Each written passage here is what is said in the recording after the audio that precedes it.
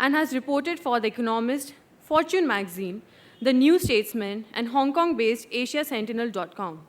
He also wrote India and China, Asia's New Giants, Stepping Stones to Prosperity, and edited an anthology, Foreign Correspondent, 50 Years of Reporting South Asia.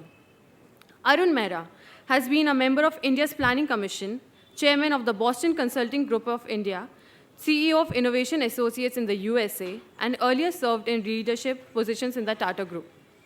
He has written Transforming Capitalism, Improving the World for Everyone, and Shaping the Future, Aspirational Leadership in India and Beyond.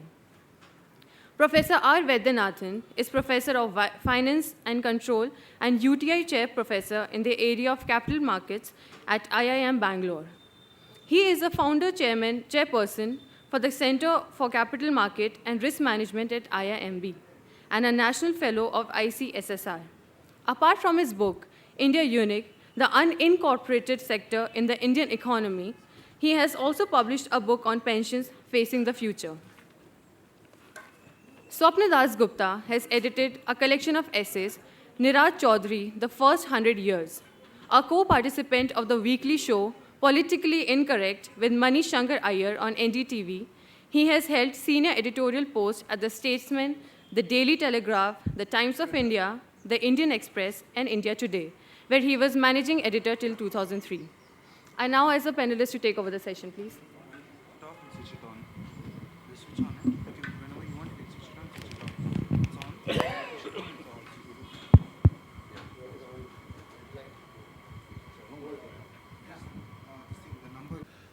Good morning, ladies and gentlemen. I guess we are running a little behind schedule. I was convinced that this session, the nomenclature of this session, has been crafted by a person better versed in literature than in economics, or even the natural planet. It's called India, Crouching Tiger, Gasping Elephant, and I'm reasonably informed that a gasping elephant is something we haven't yet seen so far. But the imagery is colorful, and India as a potential tiger, crouching or otherwise, or man-eating. The elephant as a somnolent creature, or as a creature of beauty, or in the latest Make in India logo, India as a lion. So we have various imageries. But the basic point here is that what everyone is trying to say is that India has potential. I think the word there is. But as Stephen Spender once used to say, those whom the gods wish to destroy, they first call promising. And I think in India, we have seen a bit too much of false starts. The desire, the overweening desire to get onto the high table, and potential being equated with performance. And these and various other subjects are what will really be the theme of this conversation. We have a very distinguished panel. John has written this book on implosion, which he plans should be a bestseller. And I think it deserves to be a bestseller. Has been. Yeah. Arun Maira was a member of the Planning Commission for 5 years, which he got a lot of time to contemplate and very little time to do anything concrete, which explains the fate of the Planning Commission. And of course, Professor Vaidyanathan, a natural heretic, who I'll be surprised if he doesn't say something terribly outrageous this afternoon. So we'll start off with some preliminary comments by everybody, with 5 minutes, just to keep the conversation going. So John, to start off, can you address this question of tigers and elephants and lions? Well, the lion's a bit of a problem, but I'll come back to the lion in a moment. I mean, the animals that figure in all this are tigers, dragons, elephants, and lions. I write a blog called Riding the Elephant, which was started by Fortune magazine when I was writing for them a few years ago. And they already had a blog being written from Hong Kong called Chasing the Dragon. So they set this one up on WordPress for me to do and called it Riding the Elephant, and I've now taken that over. And then there's tigers, which I guess is normally also China, or at least it's the Southeast Asian countries. And elephants, an elephant's plod. I asked an expert friend of mine, Belinda Wright, who's a tiger conservationist and an elephant expert, whether tigers did indeed gasp.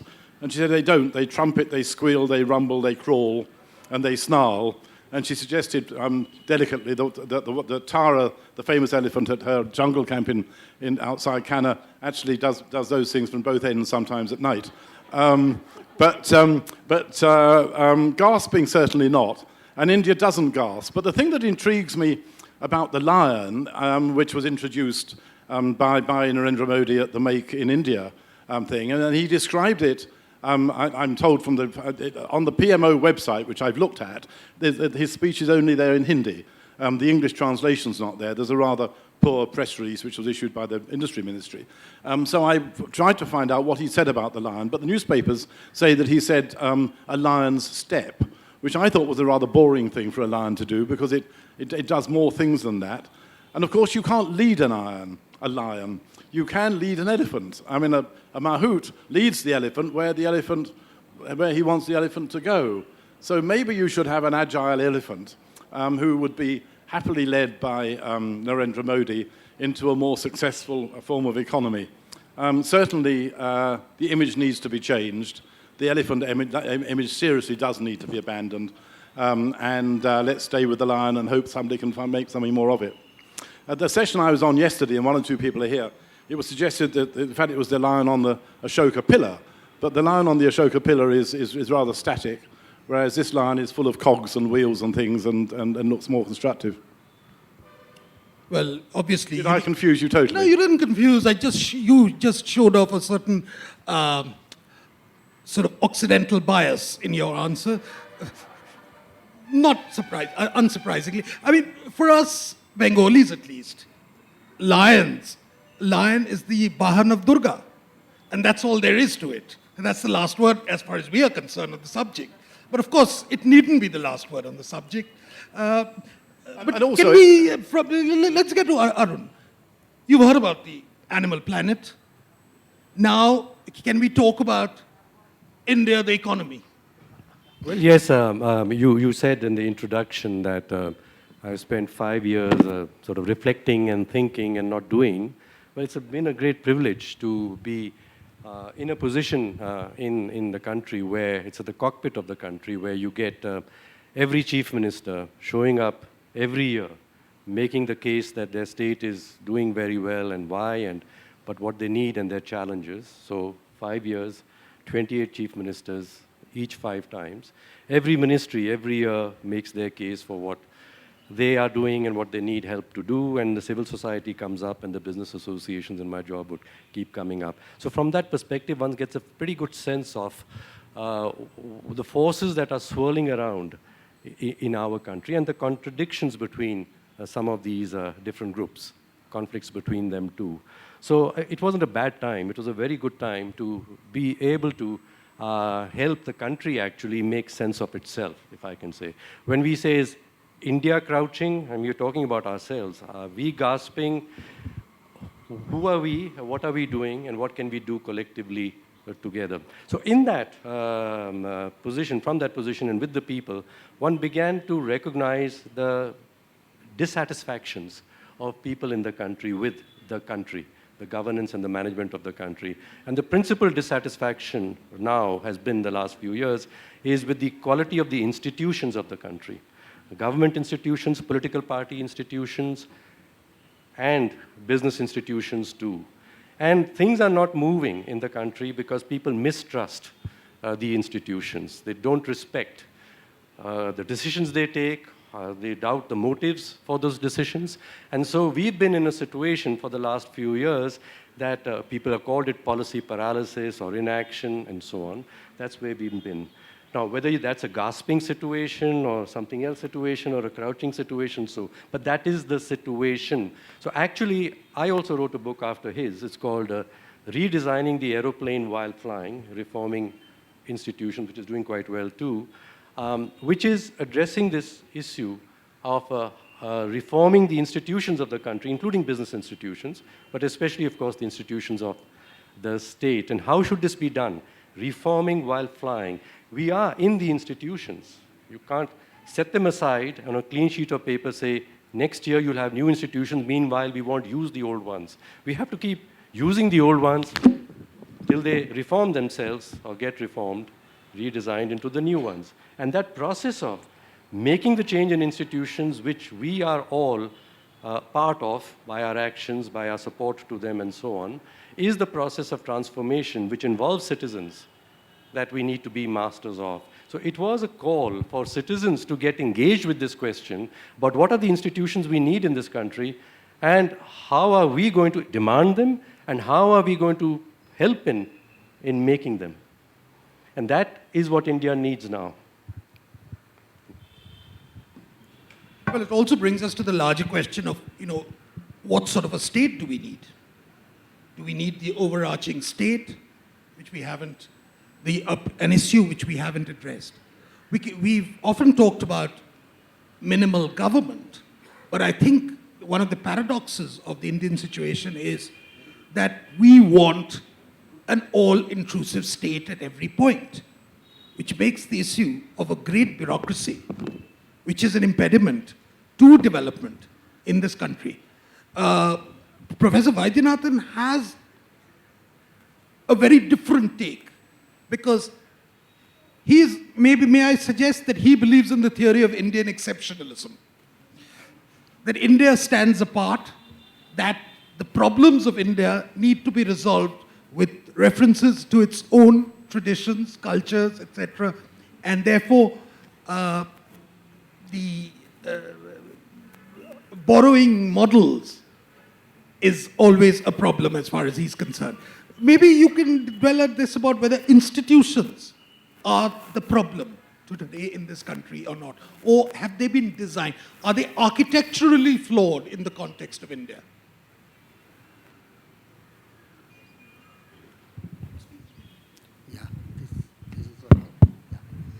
Thank you, Swapan.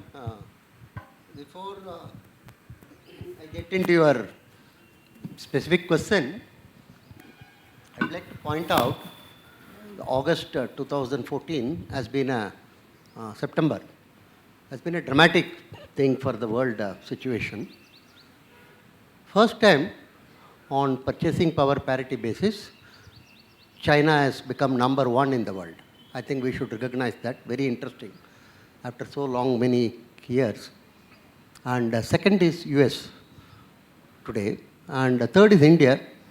And fourth is Japan.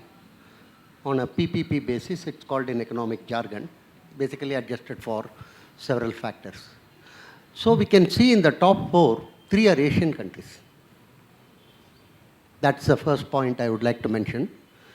Second is who was the Chinese ambassador to US 1938-1942 mentioned, which we will come back later. He told how India has conquered China without weapons. He gave a speech in Harvard on the conquering of China by India. It was an hour and a half, great speech, 1942, immediately after the Second World War. How India is the mother civilization to China, how they taught so many things. And the third is the formulating of the issue itself, this crouching tiger and gasping elephant. It's a typical Anglo-Saxon way of postulating things. X versus Y, Y versus Z. If you read Wall Street Journal or New York Times in the last few days, they always mention India as an emerging balanced China. Who are they to decide who balances whom? They would like to use Indian shoulders to fire shots at China. We should be very clear about it, because they are a declining empire, their role is over. Now the role is that of Asia. I think we have to take decisions about building our institutions, and we have to facilitate for China. That is our great responsibility, because we have much more what one can call experience, mechanism of handling, democratic institutions, success and failures. China doesn't have. And China has to learn a lot. Some of you may be surprised to know that Chinese financial system, stock exchanges and other would like to know about India, how you are organized yourself and how you have done your functions. I'll come back to certain other aspects in terms of Chinese society in the second round, if Swapan allows. Certainly an interesting take. I mean, the other day in the context of the visit of the Chinese president, there was a Chinese scholar and there was a seminar organized and someone berated him, or rather mentioned the fact that there's no democracy in China. And he said, no, China is the first country in Asia which has had democracy. Now, what that democracy means in his context would be really interesting to know. But just as an aside, I think what Professor Vaidyanathan skims over is the fact that Chinese civilization is not necessarily based on the principle of universalism. It's very much a Middle Kingdom dominated society which looks at China and China itself, where the tenets of Indian philosophy sometimes is remarkably different. So there is a mismatch. But yes, you're right in saying that there is a perspective which says that India need not be used as a pawn in a larger international strategic game of being used as a hedge against China, because the costs of that may be completely something which is unanticipated. Now that brings us to another thing, which connects to China, and I think maybe we should talk about that. One of the features of this elephant, tiger, etc., has been this notion in India of improvisation. Now it's been called jugaad by some people. It's been called the chalta hai attitude in other respects. Not exactly the same. But rather that the problem really India faces is an attitudinal one. That we have a desperate desire to be great, but we are not willing to make those necessary adjustments as a society to enable that greatness. We have a rather vague and semi-mystical view of our own manifest destiny. These are some of the points which have often been leveled at less polite conversations in the West. Now, this is a much more open place. Now, John, you've straddled both worlds. Is there any problem? I mean, civilizationally, is India at a handicap? And when you look at the economy and when you look at business enterprises, does that come through? Yes, okay. Let me. Somebody gave me a book yesterday, and in the dedication said that I congratulated me on on enjoying being a contrarian. So let me just be a contrarian for a second before I come round to that. I really think. Let me turn it round. I wonder how many book festivals, literary festivals, if they have them in China, sit there and agonize about India. I wonder how many discussions, how many newspaper columns, how many television chat shows agonize in China about India. I guess none at all, or at least a minuscule number. India needs to get rid of its worry about China. China's ahead. China's won the economic battle. China's built the highways. They've got the economic growth. India should stop aspiring to chase China. It's a different society. It's a sort of society none of you would ever want to live in. So forget it. Treat it as a problem across the mountains in defense terms, in security terms, in diplomatic terms in Asia, certainly, and obviously relations with the US. But that's all foreign policy. That's all the foreign ministry and the defense ministry, to put it in government terms. But for the rest of it, forget it. Get on and improve India to be India. Which brings me back to the question that you asked me. I thought I was going to get some applause for that, and I didn't. Thank you.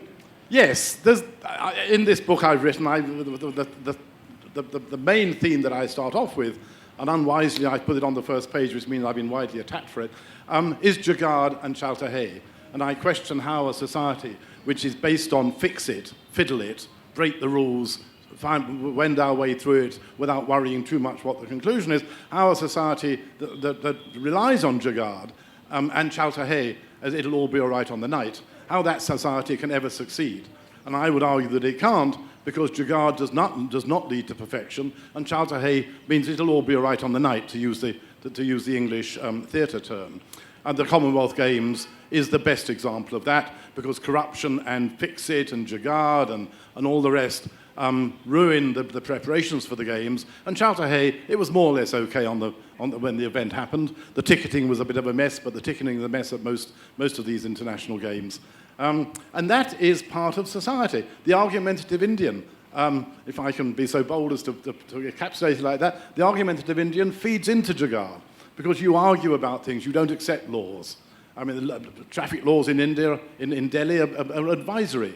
I drive through red lights if I know there's nothing coming in from the left. The laws are advisory. If you think you want to abide by them, you do. And that applies to that. It's a lack of respect for institutions. And the fix-it notion leads into that lack of respect for institutions, because if you believe you can fix anything to make it work, you can pour some turmeric into your car engine and it'll run better or whatever. You believe you can fix other things in institutions and it'll all be okay, and then you whittle the institutions away. You have laws that aren't respected, the police aren't respected, the judiciary fiddles things. It's all part of Jugaad, and a society which doesn't change from that, in my view, can't succeed. Yeah, I think he's taking me off. Thank you. Yeah, thanks. Yeah, let's think of, we're talking about things being done excellently. Yeah, it's not just a fiddle, it's just not a make-do, but excellently. Japan in the 1960s, the 1950s and 60s, was a country which was producing fiddly stuff, low-cost, low-quality stuff.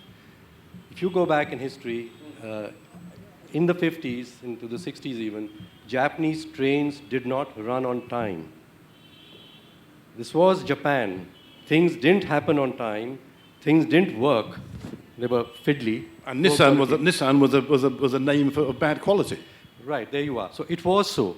Yet, by the 1970s, in a period of less than 15 years, Japan was the hallmark of quality, the opposite of your Jugaad, in almost everything.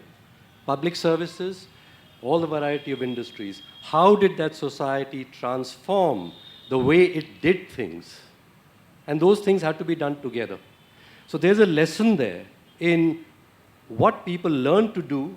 Firstly, why they learned to do it is they wanted to show the world that they're going to be better than the rest. So we Indians do have that aspiration. Forget China. We want to be even better than the US and the West. But we have to do it. We have to learn to do things differently. Now, in Japan's case, the total quality movement was teaching people that they have to work together in whatever part of the system they are working in. The problems of that part are caused by people there not working together. So the total quality movement was teaching people how to collaborate, to look at problems systemically, make experiments, find solutions together, and get things done. And this was applied in public services, applied in a variety of industries, and so on. So there is a lesson here for us, that we Indians, like he said, are argumentative, and we celebrate that. We need to work more effectively together. As we looked at, if I might say, in infrastructure as well as in manufacturing and urban, 3 areas in which India is not doing very well, what we found was, in the Planning Commission, reflecting with the people there, that things get stuck. You make a policy or you make a project, it gets stuck. Why does it get stuck? Because somebody disagrees with what was determined to be done. So it comes down to the root cause is there's disagreement amongst the people about what should be done and how it should be done. If, like in TQM, people could learn to systematically work together to come to conclusions to improve what they all need together, we could change India too. So in the manufacturing policy or the industrial policy, which Mr. Modi I think has got, is that we got to bang people's heads to work together. And he's starting at the very top also to saying, what a Delhi this is, where one ministry can't talk to the other ministry and reconcile it, they go to the Supreme Court to resolve the problems amongst themselves. But we are doing it in our own lives here too. In the city of Bangalore, perhaps, people want this to be a better city. Many people wish to and are doing things to make it a better city. Are they working with others who also are trying to make it a better city? No, I know this in other cities that I've been engaged with too, and perhaps it's here too, that, it's my thing, my brand, my way. You are someone else. In the business and civil society world too. So if we wish to make India to be no, not gasping, not crouching, but whatever it is, we have to learn skills of working with each other, systematically collaborate to produce the results that can only come by our working more effectively together. And last thought, this debate part which you said is so right. I mean, we are learning to get to the truth by having a debate of one is black and one is white, and then you'll choose which is the better one. Actually, truth has many sides. You listen to all sides and say, what's the new thing that emerged out of all this? But you're asking Indian people to behave like disciplined Japanese. No, I'm asking Indians to behave like disciplined Indians we have seen in our own country, and I can tell you stories about that.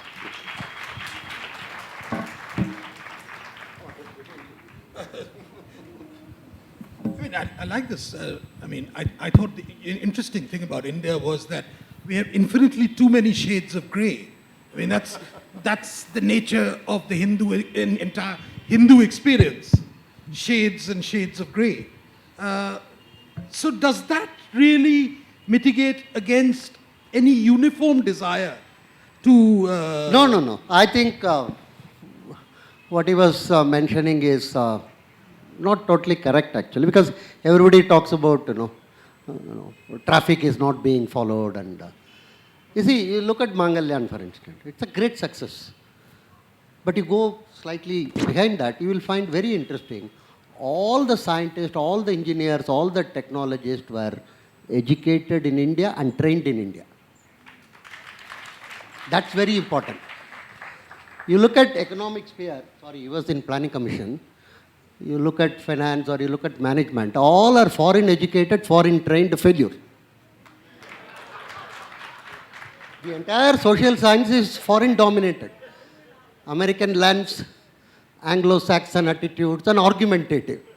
And those fellows are silently working, coordinating and working and sending to the Mars and other things. This is the issue.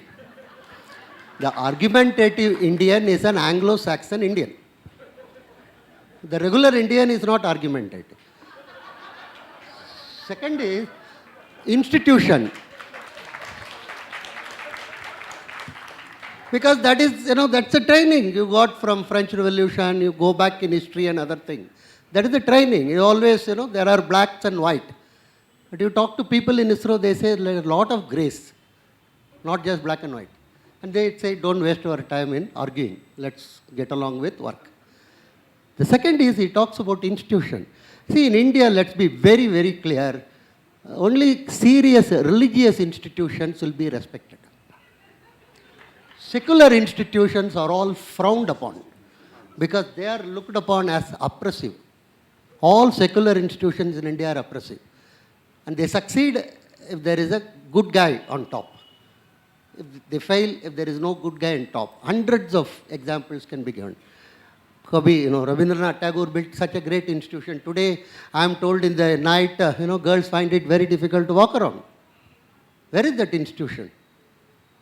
Mahalanobis built such a great institution where he studied. So institutions, all secular institutions are individual-centric in India, public or private. As long as the guy is doing something, he is driving it, it's fine. There is no, because fundamentally in the secular sphere, we are relationship-based people. In the spiritual sphere, we are relationship-based. In the secular sphere, it is only contract-based. So we don't care too much. It's a 9 to 5 life. Some of my students have 7 a.m. to 10 p.m. life, but still 7 to 10 p.m. life. So these institutions being respected is another type of the story. Third, where we should actually facilitate China is most important. I do a joint work with the Shanghai School of Finance and Economics. We have a project. My colleague there, she always say, in India you endlessly debate about freedom of expression. In China, we are more concerned about freedom after expression. And this is the area where actually you should, I think we have extraordinary amount of experience of 60 years of arguing. All these people, we are arguing, we have Harvard School. In India also, very funny, the argument is between Cambridge School and Harvard School. Not local, not between, some, Hindu college versus, no. The India in Delhi or Bangalore, people argue between the two schools of abroad. So he says that this is one area where you can help us. We must facilitate. The second is, people are very reluctant to talk about it or anything. But she says the basic problem, two problems China faces today, society-wise. One is the Xinjiang, I'm sure most of you would have heard about it, the Islamic fundamentalism. They know not how to handle that at all. They have killed a lot of people without any success. People come to the mainland, people come to Beijing, and there is a huge amount of violence. There is so much social tension in the country, particularly in the western part. She says India can definitely provide us. The second is the underground church. Most of you would know China doesn't recognize the Western churches. There is a huge amount of underground church. They estimate something like 120 million to 140 million are members. And the government is not enthusiastic at all about it because it doesn't know what they are doing. It doesn't know how they are functioning. So there is a huge amount of social catharsis which is taking place in China, about which we don't read anything. If at all we read it through, again, NYT or Wall Street Journal. We directly do not understand China. And the same thing, China doesn't understand. Incidentally, China relatively understands us more. If I see their radio programs, if I hear their local thing, compared to what we understand about China. China is in a ferment. And China is extraordinarily having problem to deal with its, what one can loosely call, search for spiritualism. I think this is the time India should invade China. In terms of, not in terms of arms and ammunition, in terms of Jataka tales, Amar Chitrakatha, Bhagavad Gita, millions of them, billions of them drop from the air. Whole Chinese society will be happy. B.K. Iyengar, before his death, I had occasion to meet with him. He said, he was shocked to find 5,000 people registered for his yoga. Not in Beijing, not in Shanghai. In a very, very small town in the northernmost part of China. So much amount of enthusiasm and effort. I would rather say, for a change, send all these people there. All the people who are, this, what you call, inhale in and inhale out. There is a huge crowd in this country. Send all of them there. Make Chinese inhale in and inhale out for 5 years. Things will be different. I think I just want to make a thing. I like what you're saying, but I thought you were suggesting that we pay more attention to changing the Chinese and how to do it and with our tales. But I wanted to come back to changing ourselves, actually. And that's the main thing. Yeah, that's the main thing. And so we have to change something about the way we behave with each other, work with each other.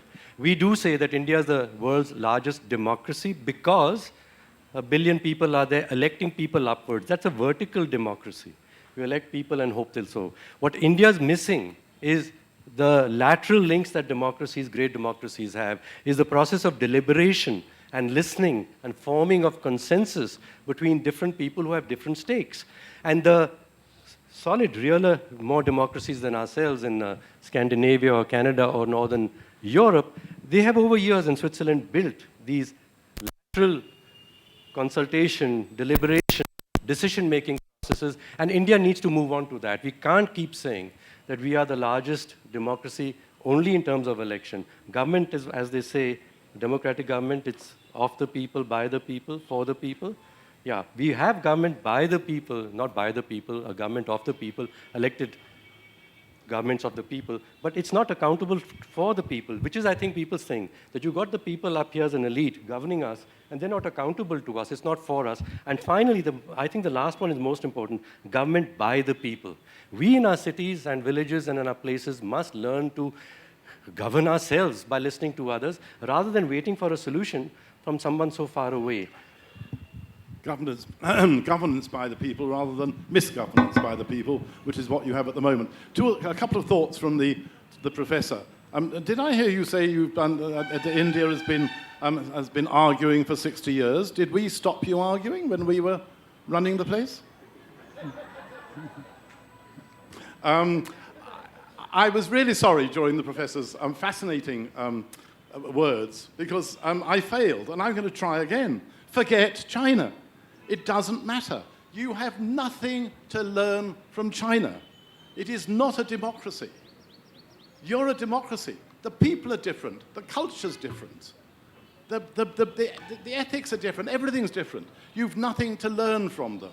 You can look at what they've achieved and think, we'd like to do some of that, we'd like to have the highways, but we'd like to have them without ruining the cities. You can look at what they've achieved and say, we'd like to achieve some of those things, but you'd also like to achieve what Singapore's done. You'd also like to achieve what Europe's done. You might possibly like to achieve some of what America's done, but not too much. But why look at China? Forget it. China is only an issue in diplomatic and possible defense terms. Forget it in other terms. It doesn't matter. Yeah, well, I mean, I think quite unwittingly, we've arrived at two alternative models of how India can develop. I mean, on one hand, you have Arun Maira suggesting that there should be an unending search for aggregation. And on the other hand, you have Professor Vaidyanathan suggesting that Indians are terrible when it comes to creating institutions, and therefore the focus, or rather the real prescription for Indian development is to have an inspirational leader. So between these two, I find there is very little commonality. Apart from Mr. Modi. Well, Mr. Modi also grew out of a process of aggregation. And that aggregation determined that we need a strong leader. So we have a rather paradoxical situation. But the extent to which a strong leader can effect changes in society will also depend on the fissures below. And I think one of the problems which we may confront in future is that you have a highly energetic government confronted by a rather somnolent society. It's already happening in a lot of places. And this is not something we like to admit very much. Take the case, there are some people for whom the GDP is the most important index. Fair enough. It's a legitimate yardstick. But take people like, say, a large number of people in my home state of Bengal, for whom the gross national happiness seems to be the most important yardstick. Now, between one and the other, where's the meeting ground? A work ethic is something which probably was somehow extricated from Bengal at some point in the not too distant past. But on the other hand, you have a place like Gujarat, where dhanda is in the DNA. So, talking about India, can we realistically talk about a process of even development? We cannot. We can. Can we? I mean, Yes. that's the larger question. Yes. The Planning Commission, to my mind, which Yes. Mr. Maira was a distinguished member of, grew out of this belief that there could be a redistributive center which was operated on the strength of this old Soviet model No. of planning. No. No. Mr. Maira may have seen it through Boston consultancy glasses, but it was... No. But that was the original... No, it was On not. the other hand, by doing away with this, Yes. are we recognizing that every part of India will not grow at the same pace? And there will be leaders and there will be laggards. Yes. And the important thing is, how do we try and harmonize the two? Good word. Swapan, let me just, history and harmony. History, let to correct the history. When India created in 1950 the idea of a planning commission, there was in the UK, there was in France, there was in Germany, in many parts of the world, a whole need and a system to make those economies and societies get more cohesive. Because there was lack of resource and fragmentation. So, to have planning for a complex system isn't necessarily a Soviet idea, it's a universal idea. By the way, if I can just come to date, today the United States is saying they need to have such a process because politics of elections and changing every cycle, the president is a lame duck, then he comes in, he's too fresh. They are not able to attend to the longer term needs of development of education, infrastructure, and management of natural resources, environmental resources in society. So the need to have the society to be more cohesive in what it as a society wishes to have is necessary. What flaw we got was, yes, the one Soviet idea was that into doing this, we should have someone at the center who will do it for the rest. And so it was not just the Planning Commission. The Congress Party ruled the states. It had a very strong leader in Mr. Nehru, and people would accept. So it was a combination of the political structure of the country at the time and then a method of managing or designing the management of the resources, which came together into a very top-down, elitist, ivory tower way of trying to run a very complex system. And that has been a failure. There's been no doubt about it, which is what Mr. Modi and others have complained about it. My state is so large. I've got different needs. I'm doing things. I want help. If you can give it to me, guidance in how I might do them better. I don't need to come to you for permission to do everything. I don't need your money either.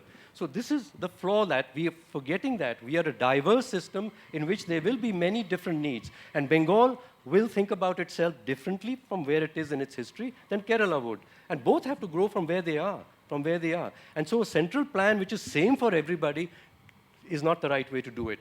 But intellectually, we always find it easier to write one plan, very nicely done by experts, and then try to force it down everybody. And if they don't do it, they're indisciplined. The Bengalis are indisciplined for not following the plan from Delhi. On the other hand, the system has to be where you encourage the people to make their own plans for what they find at that time is the most important thing and be better at doing it. Let me introduce China one last time for leaders. They say, the Chinese expression, that a good king is one who did it for us. A great king is when we believe we did it ourselves. And we need to have a leader who helps us to learn to do it ourselves. And that is the greatest capability that a leader can help the country to learn. And we do hope that this shall be kept in mind by us. We don't want the strong leader who will do it to us, because then we are back to square one. The British were doing it fine for us. Now, we are trying the same model. Let's learn as a democratic country, diverse country, to listen and work together. And we will be different. We're not going to smother everyone into one model. Can I do a backward somersault and quote an example from China, having said it should never be done? The great thing about the reform movement economic reform, started by Deng Xiaoping, was that he believed in experiment. That he set up the special economic zones, a dreadful phrase because it diverts governments from what they ought to be doing. But the SEZs and other things in China were set up as experiments. Different parts of the country were supposed to develop differently. The idea was, do these experiments, and what is good we'll take nationally. And that is the sort of experiment that should work. That's the sort of approach that should work. That you don't have a central idea. You develop things around the country. Yeah, I thought I will respond to him. China doesn't have anything to tell you. That's not true, actually. One important area which China took from us is about cleanliness. I was in Taiwan. Some of you may or may not recollect. 14 shiploads of material of original Sanskrit and Pali works were taken away by Chiang Kai-shek when he left the mainland to Taiwan. If you go to Taipei, in their museum, you will find all these original works from China, from India. And that's how India, they say, conquered China. One of the book deals with environmental cleanliness and family and individual cleanliness. Written in Sanskrit, how to maintain cleanliness, what are the various aspects of cleanliness. So I was talking to my professor colleague there. Where did we lose this? Because we are the ones who, lightheartedly, maybe some fact in that, he told you have been ruled by British for 200 years, who don't take bath for 15 days. So from there, you would have lost out your cleanliness idea. He says Mughals were very obsessed about cleanliness, but not British. Even today in Chester, the major problem is urinating in the street. You may or may not be aware of it. They fine people for, spoiling the street. What I want to say is we have something very, very significant to learn from China in terms of individual, family, and then surrounding, how to keep it clean. And they have a phenomenal system of disposal of garbage, particularly for Bangaloreans. I think it will be a stimulating topic, how to deal with garbage. This we have been discussing, I don't know, for, to my knowledge, at least 25, 30 years, how to dispose garbage. There is a huge amount of argument. And finally, I think one solution which Bangaloreans may arrive is don't dispose it. Just keep it in the home. That's the only possibility for us. Chinese have evolved in every town and every small cantons. Excellent way of disposing of garbage. Some of it they use for laying roads. Some of it they use for producing power. And so we have something very, very significant to learn from China. And they have something significant to learn from us. And the third point is what he was telling, when India started in 1950, I don't agree with that. India started 1500, 2000 years before actually. Nehru didn't start India. Let me be very clear about it. If at all he and his progenitors have grabbed something like 240 acres of land in Delhi, that's the only final outcome. Yeah, right. So Anyway, that's the only, somebody told about VVIP squatter. First VVIP squatter is Tinmurti Bhavan. Nobody talks about it. Because it's a very sacred thing. You are not supposed to. So we didn't start. Maybe clarified. It's a planning commission it started. But planning commission, my teacher Mahal Nobis was one of the progenitors. And it is based on Soviet model at that point of time. Very explicitly it has been mentioned. So what I want to stress is India and China, along with Japan, what I call JIC, Japan, India, China, this is the one which should drive the world for the next 50 years. 1820, Europe and US started developing, and 200 years is over. 200 years is the cycle time normally in grand economics. So 2020 they are over. So don't worry about them. Don't bother about them. Japan, India and China should now tell the world what they should do, how they should behave, how they should act, how they should take bath regularly. All these things, we must be the one who should be telling the world. Well, it's always very interesting what other people take away from one country. You're talking about Professor Mahalanobis. Professor Mahalanobis went to China in, I think, 54 or something. And he came back very flamboyantly wearing a Chinese peasant hat, those rather large conical ones, and decided that China is really, he's been into the future. That's China and it works. Subsequent studies of China of that period shows quite a horrific suggestion as to what exactly took place, which is an indication sometimes of what we learn about a foreign country isn't necessarily the best takeaway which should happen. I was almost suggesting that in this banquet, I saw the menu which was served to the food which was served to the Chinese president at the banquet, and it had the usual ITDC fare, the sort of rather bad five-star mush. And it would have been a refreshing change if we'd served him something which we've invented, which as a Chinese takeaway, something called gobi Manchurian. I'm sure that our conquest of China would have been quite definite. How China views Japan with a measure of extreme distaste would now have applied to India. But that's as an aside. I think there are a lot of questions which people have, and maybe you could quiz them, everybody. Whoever gets the mic first. Oh. I'd like to bring up one more item that is made in India. Last week, Dr. Sivathanu Pillai released his book called BrahMos. BrahMos is a cruise missile that is the fastest in the world. It can hit any target within a meter. And by the year 2017, they will have made a BrahMos missile that can go at 5,300 some miles per hour and can hit anything in the planet within 1 hour. I may have my facts wrong, but the fact is that this is also a prototype for other things that can be done in India from start to finish without any hitch. And Dr. Sivathanu Pillai is spearheading this concept to other industries in India. Do you have any comments? You described Indians, there's all Indians capable of doing something which is outstanding, and the rest of the world can say, we couldn't do it, Indians can do it. It wasn't one person. And the thing is, there were many people who worked together in a certain way, in a certain spirit. So when I mentioned earlier to you that Indians are capable of not just arguing, but working together towards an objective, there are many examples in our country, and of course, our space program is giving us quite a few of them. And this is what we have to learn. We can do it that way. And what we are doing is, that the Planning Commission was, that we can't tell you what you should do. You will want to do something because you care about it, but we can help you to find the best methods to work together to get it done. And they can be from India, and they can be from Japan, they may even be from China also. So that's our job, is to help you to do what. And the essence in those ones is, there is no ego amongst those people. That's the key.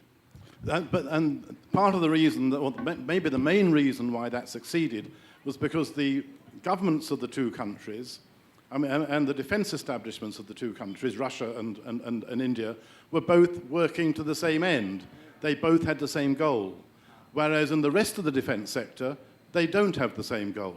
The Americans and the Israelis and the Europeans and the Brits and the others do not want to come here and co-produce complete defense equipment. They want to be able to supply components, but basically to sell the products which have been assembled in their countries. And an example I gave at a session yesterday, but I'll repeat it now, is the reason why the Mars spacecraft was so successful, why India's success in space and rockets for decades has worked, is because the Americans banned the export of technology into India, so India had to get on and do it itself, and did it without foreign governments having any say in it. And that proved the excellence of what can be achieved here. The reverse happens in defense and many other industries, where the foreign suppliers get into cahoots with the establishment here and block development here. So things don't happen, and 70% of defense equipment has to be imported. Hello? Hello? About vertical democracy and not lateral. And the major stumbling block for that is major stumbling block for that, I think, is the feudal mentality we still carry from our days of Rajas and the British Sahibs. Now, how do you, if you are an elected representative, a politician acts like a king, and he has nothing to answer for. So how do we correct this setup? You know, in our business establishments also, the promoter acts like the king, and there is no voice and stuff. The contrast between the space establishment and those others is, and you've probably been inside, people inside the space establishment, it works like a democracy. The top person, like Satish Dhawan, would take the responsibility for the failure, and the successes are all attributed to the people working inside. So it's their energy and their combination that produced result. So I'm saying this is the institutions we've got to create in business also. If we want to get the energy of our people to together make the country what we want it to be. Okay, no, That's it. Can we just, we're running really short of time, and maybe we should club two questions and then, please, gentlemen. Yeah, you talked about institutions. When you talk about ISRO or DRDO, it's a different kind of institution. As opposed to a Gram Panchayat, we have 240,000 Gram Panchayats, as you know. And as Professor Vaidyanathan talked about, as soon as you have an institution which is secular, there is no leadership. And this is a very significant problem we are finding. And we know that these institutions, unless they operate in a Six Sigma way, there is no way India can progress to the top. So I would like Mr. Maira or Mr. I would say, see, because I'm onto the institutions, we recognize that there's a problem. We would like to have, in a democratic country, democratically run institutions. So stated, it's our ambition. Now, it is not working like that, so you say, why is not working like that? What needs to be done to work it? Let me come. We have, in India, instituted a system of getting panchayats to be rated according to the quality of their own decision-making and accountability systems, processes. So it's being done to remind people that that's what you have to build. Then they say, but I want to win the prize next year. Well, here are the tools and the methods. Start using them, and next year you will be the best panchayat in Karnataka. And so this is like the TQM movement in Japan went. People realized that, you know, it could be done. We could learn to do it, and I could do it. And we are achieving then the creation of the types of institutions that we need in many places. As long as the assessment system isn't rigged. Sir, My question is to Mr. Swapan, that you said that in India we have a highly energetic government and the people are solemn. But I see a lot of energy in the people and they want the change that the government is trying to bring, and the high energy is required and it is there in the society. So what are your basis for this observation? That, No, I think it's one of those remarkably sweeping generalizations, which is part of journalistic license.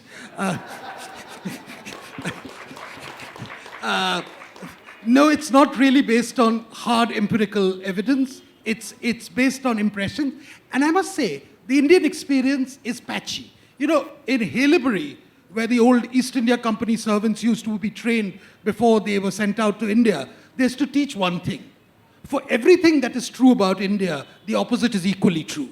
Wow. And I think that really is what about, to make generalizations about India in any meaningful way never holds. One size fits all was one of those cardinal tenets of the previous government, which is why it suffered so colossally in the sort of patchy and sometimes very, very uneven implementation. Thank you very much, everybody. We've really run out of time. And thank to all the panelists for a very, very enjoyable.